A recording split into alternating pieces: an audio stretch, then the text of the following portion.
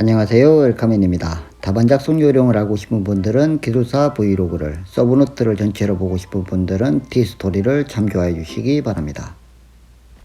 구독, 좋아요, 알람 설정까지 기술사가 될 당신과 함께합니다.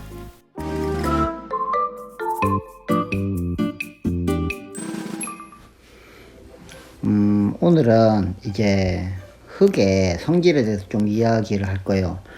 지금 보는 이제 노트는 이제 제 서브노트 중에 제가 서브노트가 종류가 세 가지가 있거든요. 이제 하나는 일반적으로 이제 계속 한 비디오 3편 영상 3편 찍었던 거기서 보던 이제 일반적으로 공정으로 나가는 거고요. 하나는 이제 제가 이제 본 채널에서 여러 번 강조드렸던 이제 그림만 적어 놓은 거. 지금 보고 계신 이것은 이제 서브노트가 만약에 토공사가 딱 완료가 되고 나면 그 서브노트의 내용을 아주 간단하게 요약하는 형태로 적은 노트예요. 제가 이제 오늘 그 중에 이제 흙의 종류에 대해서 좀 이야기를 하려고 하는데, 여기 보시면, 흙으로 관련돼서 용어 나오는 것 중에, 이제, 어제 이전 영상에서도 좀 이야기했다시피, 흙은 흙입자와 공기와 물로 구성이 되어 있는데, 이 중에 공기와 물이 간극이라고 합니다. 그러면 여기에서 이제 여러 가지 비율이 있거든요. 근데 이 비율이 크게는 간극비, 간극률, 포화도, 함수비, 함수율이 있어요. 근데 요걸 딱 정리를 하면 이 중에 부피비가 있고 중량비가 있어요. 자, 그러면 부피비는 간극에 관련된 걸 대부분이 부피비로 씁니다. 그러니까 간극비, 간극률, 포화도, 이게 부피비고요. 중량비는 함수에 관련된 건 중량으로 쳐요. 함수비, 함수율, 이건 중량으로 치거든요. 요 표에서 제가 퍼센트 4개 적어놨잖아요. 그러니까 간극비를 제외한 다른 부분들은 다 퍼센트입니다. 결과적으로 100을 곱해야 된다는 이야기죠. 자, 이 상태에서 위로 올라가서 사각 한번 볼게요. 자, 여기서 간극비, 이제 흙은 입자와 물과 공기로 구성되어 있는데 물과 공기를 더하면 간극이라고 했잖아요. 간극비는 흙 입자의 최적 분의 간극의 최적입니다. 얘는 비, 말 그대로 비율이라서 이제 곱하기 100을 안 하고요. 간극률, 간극률은 흙 입자의 최적이 아니라 흙 전체의 최적 분의 간극의 최적이에요. 그러니까 흙 전체의 최적 중에 간극이 차지하는 최적 곱하기 100 해서 퍼센트입니다. 포화도는 이제 말 그대로 물이 어느 정도 차 있느냐. 물이 결과적으로는 물 플러스 공기가 간극이니까 간극의 최적 분의 물의 최적, 이게 바로 포화도인데요. 비율이라서 곱하기 100을 해요. 이렇게 알아두시면 되고요. 자, 이제 남은 게 지금부터 두 개는 중량입니다. 중량, 함수 B, 흙 입자의 중량 분의 물의 중량이에요.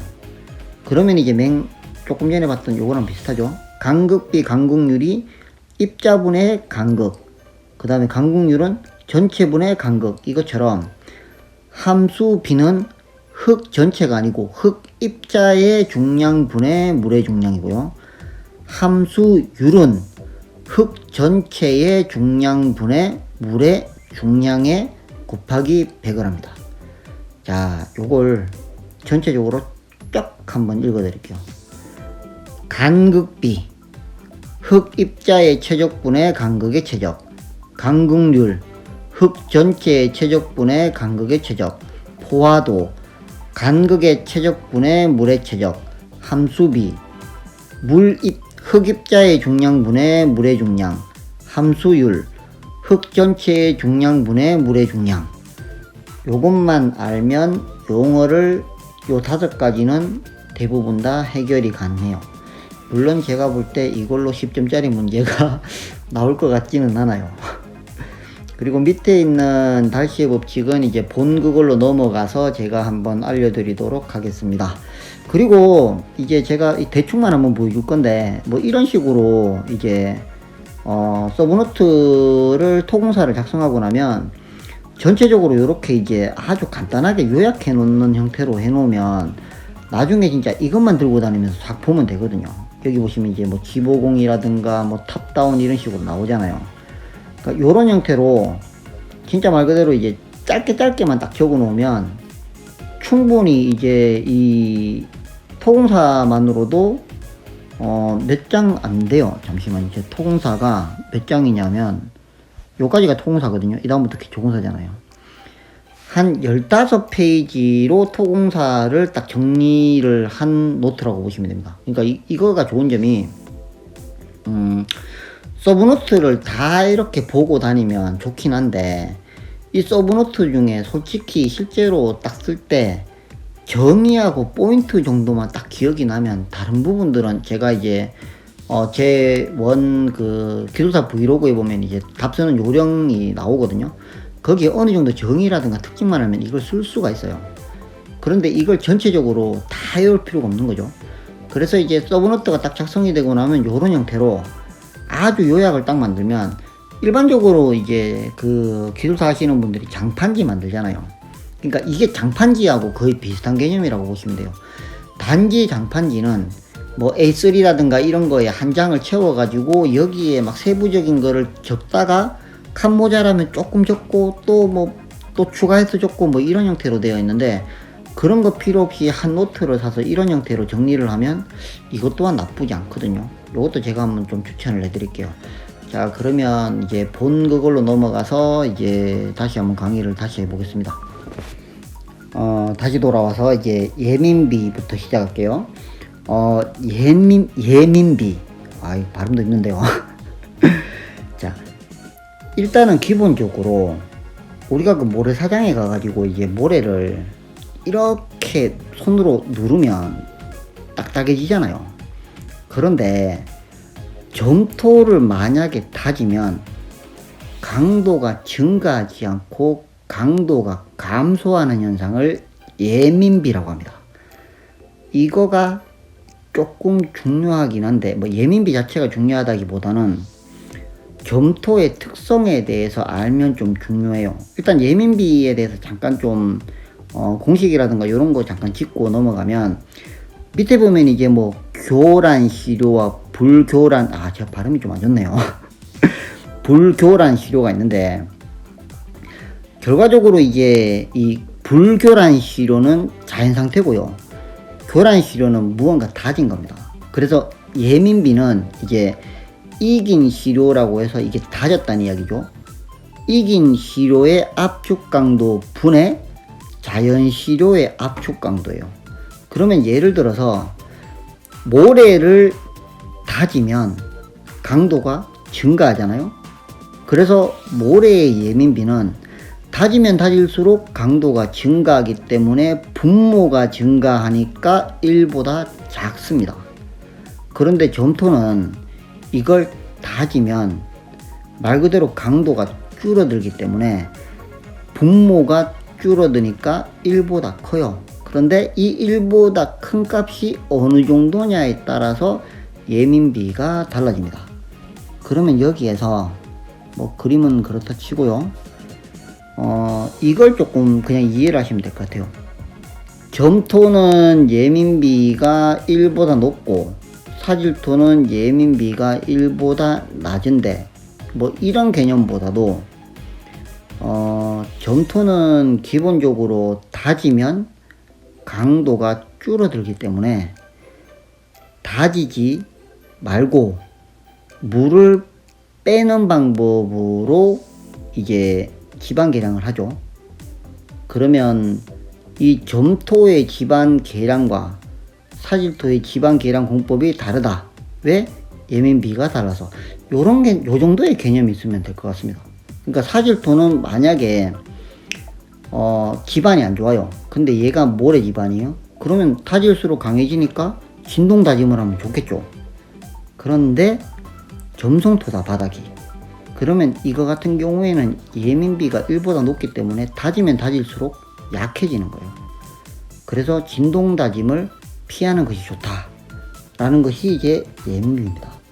그래서 보통 이제 이 예민비가 1보다 낮으면 사질토, 1보다 높으면 점성토. 그런데 뭐 1에서 2는 이제 뭐 2까지 가면 뭐 보통 예민, 뭐 4는 예민, 8 이상은 초예민, 뭐 이런 게 있는데 뭐 그냥 요런 게 있다. 만약에 예민비로 뭐 10점짜리가 나오면 요런 거 하나 그려주면 좋겠는데 굳이 이걸 애워서 그릴 필요는 없어 보이고요. 일단은 기본적인 개념 자체는 예민비가 높으면 높을수록 강도 변화가 많이 되기 때문에 공학적으로 그닥 좋은 흙은 아니다 라는 개념과 사질토는 다질수록 단단해지고 점토는 다질수록 약해진다. 그래서 점토를 기반 개량하기 위해서 다지면 안 된다. 이 정도의 개념이 있으면 될 것 같습니다. 투수성은 넘어가고요. 영경도. 이 영경도라는 게 토목 쪽에서는 상당히 중요한 개념이라고 들었고요. 그리고 뭐 실제로 이제 건축하시는 우리같이 이제 건축하는 사람들은 그렇게 많이 듣지는 않는 개념인데, 그런데 이제 여기서 나오는 뭐 에틀버그 리미트라든가 이런 부분들이 생각보다 중요해요. 근데 이거보다도 개념 정도를 잡아주면 진짜 좋은데, 결과적으로 이 컨시스턴시라고 하는 이 영경도는 점토입니다. 점토가 함수량에 따라서 성질이 변하는 거예요. 이건 그냥 간단하게 생각을 해도 이제 찰흙 같은 경우에 물이 많이 들어가 있으면 거의 곤죽 상태가 되잖아요. 그러니까 그런 것들을 이제 생각하면 되거든요. 그러니까 요걸 조금 더 이제 다르게 이야기를 하면, 점착성이 있는 흙이 함수량이 감소를 하면 고체 상태가 됩니다. 그러니까 뭐냐면 거의 곤죽 상태였던 게 물이 빠지면 이게 이제 소성 상태가 되었다가 다시 물이 감소가 되면 반고체 상태가 되었다가 물이 완전히 감소가 되면 고체 상태가 된다. 이런 형태로 변한다 라는 건데요. 각 상태별로 한계가 있다라고 되어 있어요. 그러면 요 표를 알아놓는 게 정말 좋거든요. 그러면 제일 처음에 고체 상태였던 게 이제 반고체 상태가 되고, 이게 소성 상태가 되고 액체 상태가 됩니다. 그러면 이제 소성 상태라는 건 그냥 말 그대로 찰흙을 이렇게 꾹 눌렀을 때 그 상태 그대로 유지되는 거잖아요. 그리고 액체 상태라는 건 진짜 말 그대로 곤죽이 되는 거고요. 그러면 여기서 이제 에틀버그 리미트라는 개념이 나와요. 그러니까 이제 각 단계로 넘어갈 때마다 한계치가 있습니다. 그러니까 액성 한계를 넘어서면 액체 상태고요. 소성 한계를 넘어서면 소성 상태고요. 수축 한계를 넘어서면 반고체 상태입니다. 요 정도의 개념을 알아두면 이거 좀 이해하기가 좋아요. 그러면 여기에서 이제 뭐 소성 지수라든가 뭐 수축 지수 이런 것들이 나오는데, 이것까지 이제 건축하시는 분들이 좀 이해를 하려면 이건 조금 이제 완전 전문적이라서 이해하기가 조금 힘들 수도 있는데, 일단은 소성 지수가 이제 LL이라고 하는 액성 한계, 이제 리퀴드 리미트죠. 이제 소성 한계라는 게 이제 플라스틱 리미트고요. 수축 한계라고 하는 게 SL 슈링크지 리미트요. 그러니까 요 정도의 개념에서 LL-PL이 소성 지수다. 그리고 이게 흙의 성질을 판별하는 지표가 된다. 요 정도를 알아두시면 충분히 이제 이거 갖고 좀 쓸 수가 있고요. 밑에 보면 결과적으로 이제 점성토가 함수량에 따라서 성질이 변하는 거잖아요. 그러면 그림으로 딱 봤을 때 건조된 흙이 이제 고체 상태고요. 여기서 물이 어느 정도 들어가면 이제 수축 한계를 거쳐서 반고체 상태가 돼요. 그러면 이제 반고체 상태에서 소성 한계를 지나서 말 그대로 소성 상태, 위에 제가 적어놨잖아요. 성형시 자유로운 형태가 유지가 된다. 찰흙 누르면 그냥 그 모양 그대로 유지되는 거. 여기에서 이제 액성 한계를 넘으면 흙탕물이 되는 거죠. 이런 형태로 결과적으로 리미트가 있다. 그러면 밑에 딱 보면 이제 이 개념 정도가 알아두면 좋거든요. 말 그대로 이제 수축 한계는 건조해도 더 이상 수축되지 않는 상태. 그러니까 이런 개념 정도를 이제 외워두면 좋습니다. 그러니까 이해만 하면 될 것 같고요. 흙의 분류라든가 이런 부분들은 이제 다음 시간에 하도록 하겠습니다. 에털버그 리미트라든가 이런 부분들이 이제 만약에 정말 좀 궁금하시다 그러면 제가 이전 영상에도 좀 이야기했지만 이제 잉어TV라고 해서 토목을 전문으로 하시는 이제 이 전문가가 한 분 계세요.